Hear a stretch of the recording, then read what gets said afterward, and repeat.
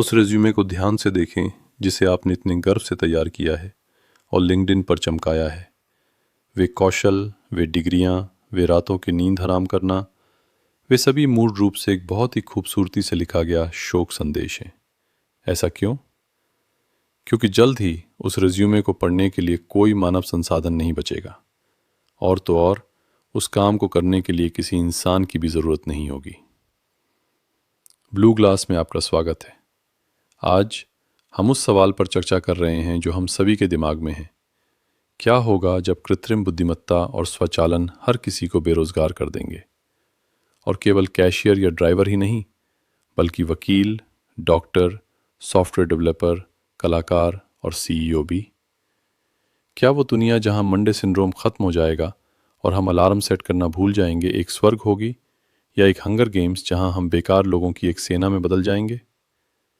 यदि आप तैयार हैं तो हम उस भविष्य की ओर बढ़ रहे हैं जहां मजदूर वर्ग, वाइट कॉलर कर्मचारी और यहाँ तक कि बॉस भी सामूहिक रूप से सेवानिवृत्त हो जाएंगे। हम इस प्रक्रिया में कैसे घसीटे गए? शुरुआत में उन्होंने हमसे बहुत मीठे झूठ बोले। उन्होंने कहा, कृत्रिम बुद्धिमत्ता नीरस काम करेगा, एक्सेल स्प्रेडशीट भरेगा, और हम इंसान रचनात्मकता, दर्शन और कला पर ध्यान केंद्रित करेंगे। ये कितनी भोली सोच थी, है ना? आज हम जहाँ हैं उसे देखिए।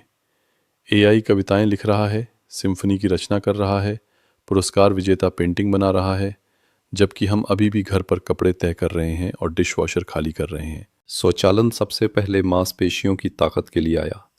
कारखानों में रोबोटिक हथियारों को देखकर मेरा काम डेस्क पर है, मैं सुरक्षित हूँ कहने वाले वाइट कॉलर कर्मचारी एक बहुत बड़े भ्रम में थे, क्योंकि एआई का काम मांसपेशियों की ताकत से नहीं बल्कि डेटा प्रोसेसिंग की शक्ति से है।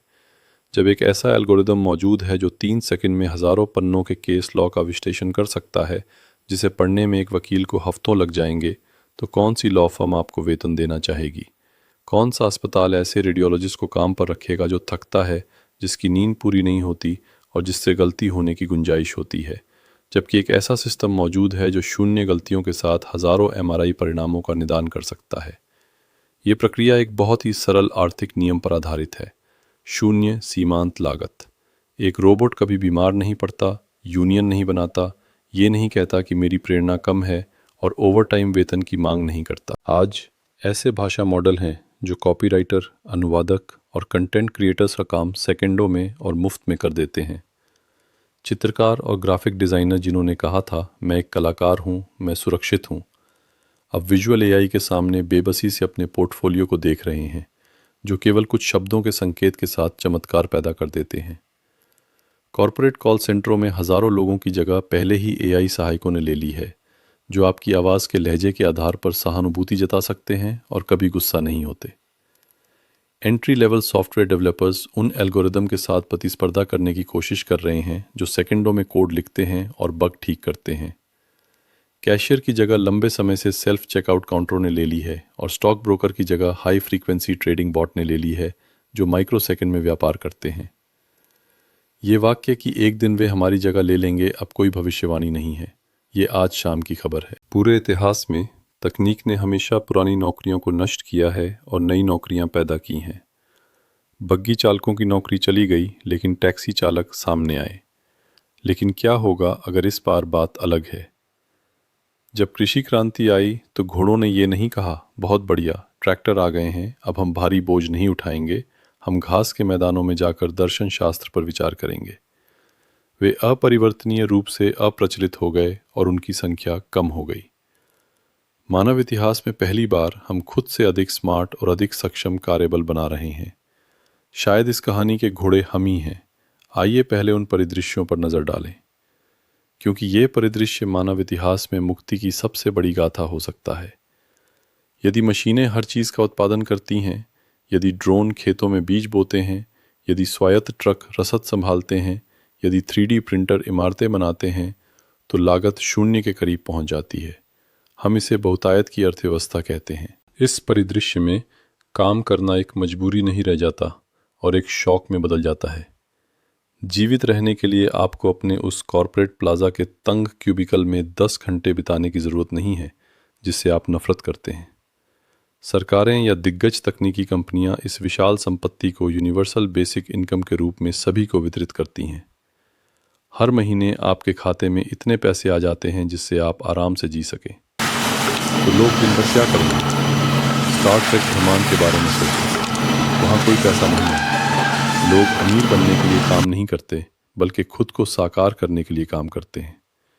कुछ लोग अपने बगीचे में टमाटर उगाते हैं, कुछ अंतरिक्ष की खोज करते हैं, कुछ बस किताबें पढ़ते हैं। शायद जिसे हम बेरोजगारी कहते हैं वह वास्तव में स्वतंत्रता है।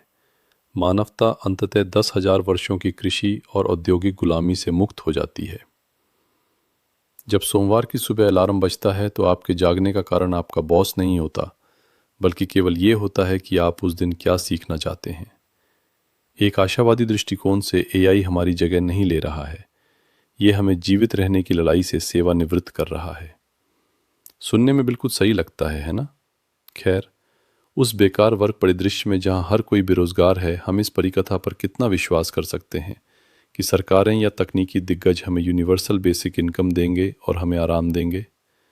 आइए उन गुलाबी चश्मों को तोड़ें और मेज़ पर मौजूद सबसे कठिन सवाल पूछें।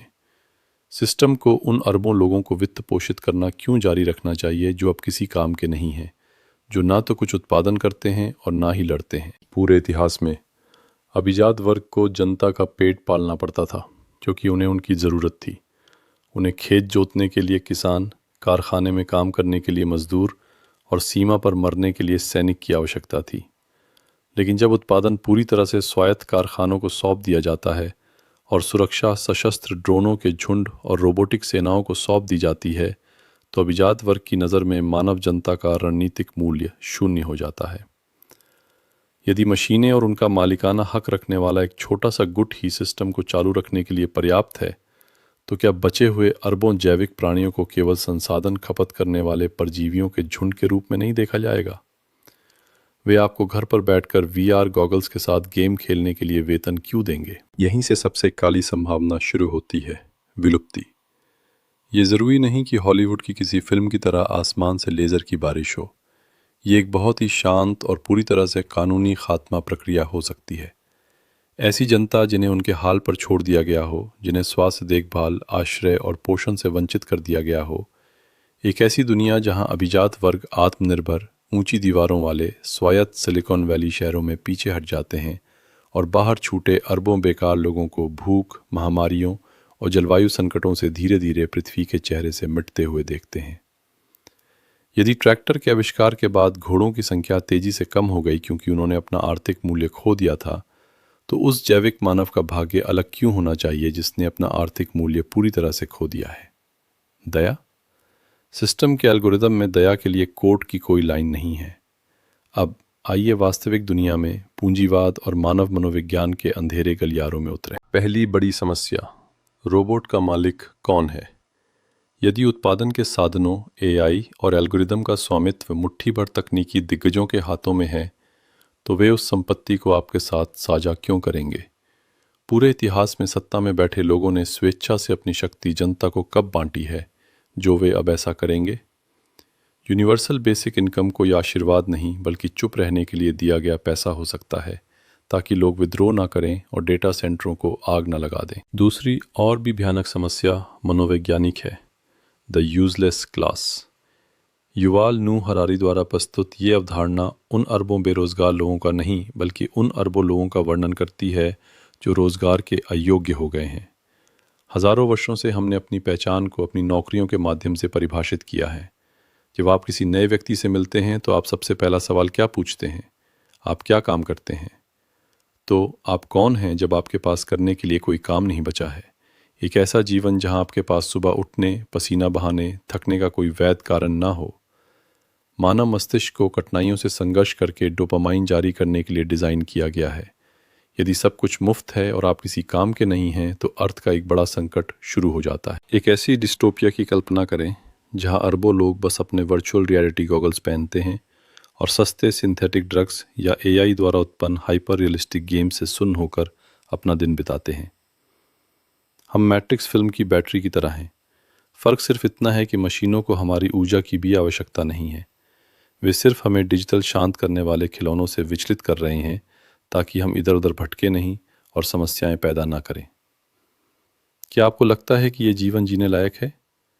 क्या अर्थ, संघर्ष और सृजन के बिना एक स्वर्ग वास्तव में केवल एक सोने से मला हुआ नर्क नहीं है? एआई का सभी व्यवसायों पर कब्जा करना कोई विज्ञान कथा फंतासी नहीं है। ये केवल एक समय सीमा का मामला है। इसके अलावा सबसे दर्दनाक हिस्सा परिणाम नहीं बल्कि संक्रमण काल होगा, यानी अगले 20 से 30 साल जिनसे हम गुजरेंगे। वो अराजक अंतरिम अवधि जहां पुरानी व्यवस्था ढह गई है लेकिन नई बहुतायत अर्थव्यवस्था अभी तक स्थापित नहीं हुई है, जहां जनता बेरोजगार है लेकिन बिल अभी भी आ रहे हैं। स्वचालन की लहर न केवल अर्थव्यवस्था को बल्कि दर्शन, राजनीति और इंसान होने की परिभाषा को भी जड़ से हिला देगी। हमें जिस वास्तविक समस्या को हल करने की आवश्यकता है वह कोडिंग या एआई आर्किटेक्चर नहीं है। असली समस्या ये है, हम धन को कैसे वितरित करेंगे और हमारी नौकरी के बिना हम कोई उद्देश्य कैसे खोजेंगे। ये एक ऐसा निर्णय है जिसे केवल इंजीनियरों को ही नहीं बल्कि समाजशास्त्रियों, दार्शनिकों और हम सभी को लेना है, क्योंकि वह स्वायत्त ट्रक पहले ही सड़क पर आ चुका है और उसमें कोई ब्रेक नहीं है। अब मैं आपसे पूछता हूँ, और कृपया कमेंट्स में ईमानदारी से चर्चा करें, क्या हम ऐसी दुनिया में रहेंगे जहां आपका वेतन हर महीने सरकार द्वारा दिया जाता है और काम करना सख्त वर्जित है या अनावश्यक है? क्या आपको लगता है कि इंसान काम किए बिना अस्तित्व में रह सकता है? या जब इंसान अनावश्यक होने लगेंगे तो क्या वे उनसे छुटकारा पा लेंगे? इस तरह के और वीडियो के लिए आप लाइक और सब्सक्राइब कर सकते हैं। ब्लू ग्लास देखने के लिए धन्यवाद।